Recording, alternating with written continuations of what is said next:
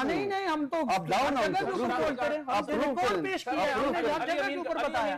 अब देखिए, अब जोर जबरदस्ती मीडिया सारा जो सबका मौक़िफ़ करना चाहिए और पाकिस्तान के खिलाफ जो भी काम करता है भाईजान, जो कानून के दायरे में रह के एक्शन जो कानून के दायरे में रह के दुरानी साहब, इन दोनों जमातों को मसला पीटीआई के साथ ये है कि इन्होंने नौजवानों को के अंदर लीडरशिप पैदा की है, नौजवानों को अपना हक जो है ना मांगने की ताकत पैदा की, उनके अंदर शऊर पैदा की है वाली। और पाकिस्तान के साथ मुखलिस लांगू का सवाल पूछा, वो उसी तरफ ही आ रहा हूँ, उसी तरफ आ रहा हूँ। अभी सरदार साहब ने फरमाया, तारक साहब ने, कि भाई वहां पे तमाम सरदारों को जो है ना वहां पे मौका दिया गया। ये तो अबलाइज करने वाली बात है ना। अभी खुद ही उन्होंने फरमाया कि जी वहां पे सरदारों को मौका दिया। हमारा जो पार्टी का मौकफ ये है कि वहां पे जो जनरल पब्लिक है, यहाँ पे लोगों के अंदर जो गुस्सा है, रिएक्शन है, उसको आप बिठाएं, अपना मुज़ाकरात करें, उनके मसाइल सुने कि असल मसला क्या है, उसको बैठ के एमिकेबली उन मसाइल को हल करने की कोशिश करें, ना कि आप बंदूक के जोर के ऊपर और जबरदस्ती सीना जोरी से चीजों को हल करें। तो मैं समझता हूँ कि देखिए, इसका थोड़ा मैं जवाब दूं। वो तो सर गुलदस्ते लेके आती है ना सर। देखिए, हम लोग अभी भी जो भी फंडिंग करता है वो बिल्कुल गलत बात है। हम लोग हमने पहले भी पाकिस्तान का जो कानून नहीं मानता, पाकिस्तान का कानून नहीं मानता, हथियार उठाता है, रॉकेट लॉन्चर उठाता है, बम उसकी आप रीजन रखता है, उनके साथ नेगोशिएशन। अभी दुरानी साहब, अभी ये पार्टी कह रही है कि उनके साथ नेगोशिएट करेंगे। एक चीज मैं ऐड कर दूं, एक छोटी सी चीज ऐड कर दूं। हर बरियार मरी किसका भाई है सर? उसका भाई इस वक्त किधर है सर? एक मैं जवाब देना चाह रहा हूं, प्लीज आप जवाब दे दें।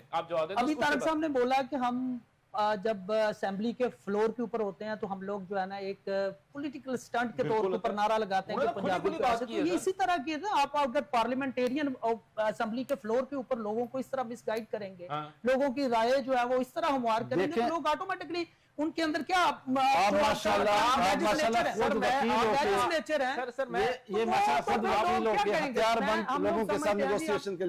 जो वहाँ पे जो मसाइल चल रहे हैं, एक तो हम लोग खिलाफ हैं जी, अगर वो बीएलए को या कोई इस तरह की फंडिंग हो रही है तो हम तो पाकिस्तानी, हमसे ज्यादा पाकिस्तानी मैं समझता हूँ। जैसे आपको भी मोहब्बत है, हमें भी मोहब्बत, इनको भी, सबको मोहब्बत है, हम सब पाकिस्तानी है, कोई भी नहीं चाहता कि पाकिस्तान का कोई नुकसान हो। लेकिन ये जो सारा सिनेरियो वहां पे सूरत जनरेट होती है, उसकी रीजन क्या है? आप उसको क्यों नहीं देखते? आप जोर जबरदस्ती लोगों को अपना गायब करते हैं, वहां पे सीना जोरी सारी चीजों को बिठा के चीजों को देखें। सर जाफर एक्सप्रेस का जो सानेहा हुआ, उसके अंदर सर जी 3 बंदे ऐसे थे जो कि BYC जो थी तस्वीरें लेके फिर रही थी कि जनाब ये तो गुमशुदा लोग हैं और इतने सालों से गुमशुदा है, वहां से मिले कि नहीं मिले सर? वही मैं बात कर रहा हूं, दोनों साइडों का। सर एक मिनट, मैं एक चीज ऐड करूं। जी ये मेरे भाई प्रोवाइड नहीं कर सके हैं कि इतने लोग शहीद हुए हैं, ये सिर्फ आके इधर टीवी पे बैठ के दावे करती। जैसे आपने कहा कि भाई वो लिस्ट लेके आओ, एक बंदा शहीद हुआ, 10 बंदे हुए, माने ही नहीं, हम तो आप लाओ ना, पेश किया है, हमने हर जगह के ऊपर बताया। अब देखिए, अब जोर जबरदस्ती मीडिया सारा मैनेज किया हुआ है, तो मीडिया का तो मौका भी नहीं जाता। यहाँ तक हाल है सर, ये बताएं कि ये मीडिया है कि पाकिस्तान के मीडिया के ऊपर इमरान खान का नाम ही नहीं ले सकते। इस तरह के मीडिया से या इस तरह के कानून से किस तरह आप मुझे बताएं कि गंडापुर साहब ने कहा था कि मैं शहीद होने वाले हर बंदों को 1 करोड़ रुपया दूंगा अपनी जेब खास से। सर कितने करोड़ रुपए दे दिए इतना बता दें और हमें पता लग जाएगा ना। सर मुझे एक चीज मैं ऐड करूंगा। देखिए, बलूचिस्तान से पंजाबियों को रोडों के ऊपर निकाल के शहीद किया जा रहा है। कल देखे ना इंडिविजुअल्स को, देखें वो जो ट्रेवल कर रहे हैं मजदूर लोगों को, उस वक्त इनकी आवाज किधर थी? अख्तर मेंगल किधर था? अब जब महरंग को गिरफ्तार किया गया तो उसके लिए ये सारे। एक मिनट सर, जावेद मेंगल कौन है सर? मुझे नहीं पता। अख्तर का भाई है, अख्तर मेंगल का भाई है। वो क्या कर रहा है सर? बाहर बैठा एक पर्सन स्पेसिफिक बात कर रहे हैं। हम तो बलूचिस्तान की ओवरऑल सूरत हाल के ऊपर बात करते हैं। तारिक साहब बेहतर समझते हैं वहां पे, लेकिन हम लोग जो ओवरऑल मेंगल को लेके आओ, इनकी बातों से पूछ लिया दुरानी साहब भाई क्या काम करता है। दुरानी साहब आपने बात की सर, देखिए ओवरऑल लांगू आप महारंग लांगू सर, मैं उसको बलोच इसलिए नहीं कह रहा क्योंकि बहुत सारे मेरे बलोच भाई है, उन्होंने मुझे कहा आपने उसको बलोच नहीं कहा। आप दुरानी साहब, मेरी एक रिक्वेस्ट है, मुझे ये सिर्फ बताएं कि अगर कोई भी सपोज आप किसी कोर्ट में जाते हैं या किसी जरगा के अंदर बैठते हैं या पंचायत लगाते हैं, तो आप दोनों पार्टीज को बिठाते हैं कि नहीं? सर बिल्कुल सुनते हैं। इवन आपके मुल्क के कानून के अंदर लिखा हुआ है कि जितना मर्जी कोई डाकू, चोर, कातिल है, उसको भी आप मौका देते हैं कि आप भाई अपना मौका पेश करें। हो सकता है वो सच्चा है। तो आप उन लोगों का क्यों नहीं मौकफ लेके आते सामने? लेते हैं सर, जो मजहब का मौकफ आना चाहिए और पाकिस्तान के खिलाफ जो भी काम करता है भाई जो कानून के दायरे में रह के एक्शन जो कानून के दायरे में रह के इसी मौजू पर तारक साहब से बात हो लूं सर। तारक साहब अपना कलार साहब ये कहते हैं कि जनाब बलोच जो नाराज हैं अवाम जो है हमारी, हमने उनसे कभी उनका सरदारों की बात ना करें, जनरल पब्लिक की बात। अच्छा, सरदारों की बात ना करें। ये बलोच अवाम जो है वो ये कहती है कि जी आप हमें हमारी हक की नुमाइंदगी नहीं दे रहे, पहली बात। दूसरी बात यह है कि मैंने अपने पिछले मेरा जो गुज़श्ता प्रोग्राम था उसमें मैंने ये बात की थी कि अख्तर मेंगल अगर अपने इलाके में इलेक्शन पे खड़ा होता है तो उसके अगेंस्ट कोई और बंदा क्यों नहीं खड़ा होता? नहीं खड़ा हो सकता। ठीक हो गया। नहीं खड़ा हो सकता। दूसरी बात, मुझे एक बलोच भाई ने कहा मेरे ही प्रोग्राम में, उन्होंने कहा कि सर अब वो जमाने लुट गए जब खलील मियां फाख्ता उड़ाया करते थे, अब हम सरदारों को किसी खातर में नहीं लाते। तो मैंने कहा भाई आपने 2000 अभी जो हुए थे इलेक्शन हुए हैं 23-24 के जो इलेक्शन हुए हैं, आपने उसमें पार्टिसिपेट किया या आपने किसी बंदे को लेके? वो कहते नहीं। भाईजान मैं लंदन से जब पढ़ के आया जी, मैंने इलेक्शन कॉन्टेस्ट किया, ये 2001 में। जी 2001 में जब मैं अकबर खान बुगटी के जिरगा लेके गया हूँ 164 बंदों के साथ। ठीक है। कबायली रवायत के खिलाफ, पख्तून रवायत के खिलाफ उन्होंने जेल में रखा मुझे 4 महीने तक मैं उसकी जेल काट के आया। ठीक है, ठीक है। उसके बाद ख्वातीन की बात करते हैं। अकबर खान बुगटी बहुत बड़ा शख्सियत था, उसके दरवाजे पे कलपुरों की ख्वातीन कुरान शरीफ कुरान पाक लेके आए कि हमें माफ कर दें, उन्होंने धक्के दे के निकाला। क्या वो ख्वातीन नहीं थी? उस वक्त अख्तर मेंगल किधर था? उस वक्त ये सरदार और नवाब किधर थे? उनने कोई बात की है? देखिए सरासर ज्यादती।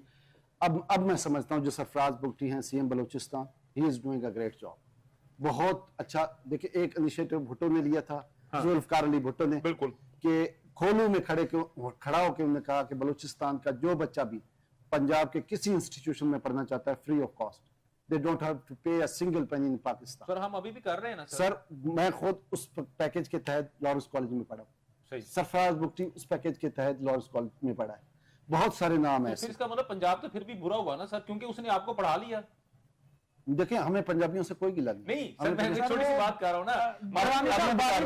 अब मैं बता रहा हूँ सरफराज बुगटी ने अपने दौर हुकूमत में स्कॉलरशिप दिए जो पीएचडी के लिए ऑक्सफोर्ड यूनिवर्सिटी। बिल्कुल सर, अभी रिसेंट हुआ। ठीक है ना, बाहर जाके पढ़ के जब आएंगे इसके सम्राट आज नहीं मिलेंगे, इसके सम्राट 5 साल बाद 15 से 20 साल बाद बिल्कुल फिर मैं कह सकता हूँ कि बलूचिस्तान में बहुत बड़ी तब्दीली आएगी। इस वक्त जहां भी सरदारों के खिलाफ किसी ने आवाज उठाई वो गोली का शिकार हुआ।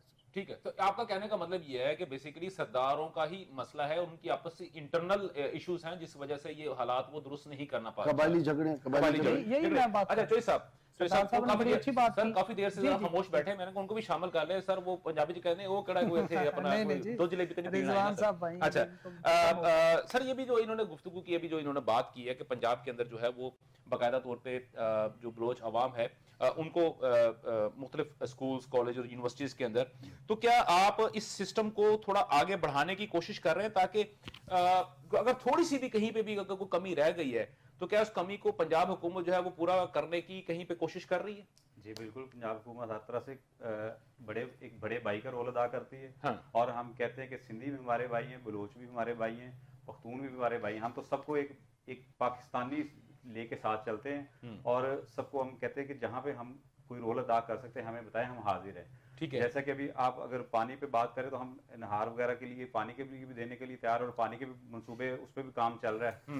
तो पंजाब ने तो हमेशा से ये इक़दाम किए हैं और सपोर्ट किया है, हर जगह पे सपोर्ट किया जी। अच्छा सर, पानी से मुझे बड़ी अच्छी बात याद आ गई।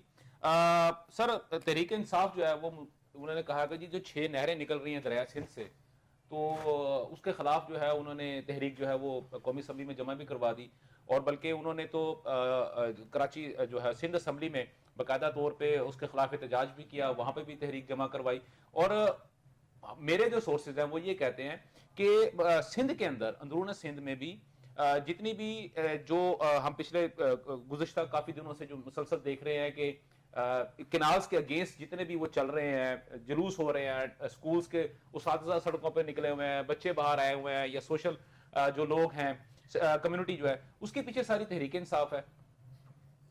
अब वही तो बात है ना। अब वो सारा झूठ है सर। नहीं देखें, हर चीज के ऊपर मैं समझता हूँ कि तहरीक इंसाफ का अगर सही तौर के ऊपर मौक़िफ़ पेश किया जाना है, दिया जाए, हाँ, मीडिया के ऊपर और हर जगह के ऊपर, और उनके जो प्रॉपर नुमाइंदगान है, उनके जो नामजद जो उनके फोकल पर्संस हैं, उनकी बात को अगर इंपॉर्टेंस दी जाए तो मैं समझता हूँ कि वो सबसे बेस्ट है। अच्छा सर, अब पाकिस्तान तहरीक इंसाफ की हर चीज को पाकिस्तान तहरीक इंसाफ से जोड़ देते हैं जी। पाकिस्तान, मैंने कहा कि पाकिस्तान तहरीक सर ज़िमनी सवाल सर, आप हमें एक लिस्ट बना के अभी दे दे कि किसकी बात पे यकीन करे, किसकी बात पे यकीन ना करे। सीधी सी बात है, एक पार्टी का एक ढांचा, उसके मुताबिक जो बंदे पार्टी के आप सेक्रेटरी जनरल को ले लें या जो भी फोकल पर्सन है, उसकी बात को इंपॉर्टेंस आप हर हफ्ते बात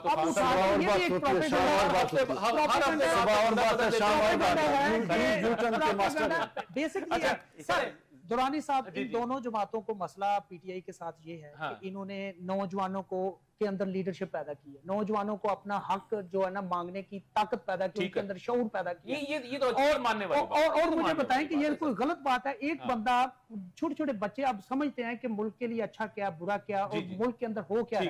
अब ये जोर जबरदस्ती से चीजों को दबाने की कोशिश करते हैं और फिर वो बदतमीज आ जाते हैं। अगर कोई अपने राइट्स की बात करता है तो वो बदतमीज हो जाता है, अगर कोई अपने किसी जुल्म के खिलाफ आवाज उठाता है तो वो बदतमीज हो जाता है। ये बस एक टिपिकल स्टाइल जो था पॉलिटिक्स का, इमरान खान ने आके वो पॉलिटिक्स का स्टाइल वो मुंह तोड़ दिया।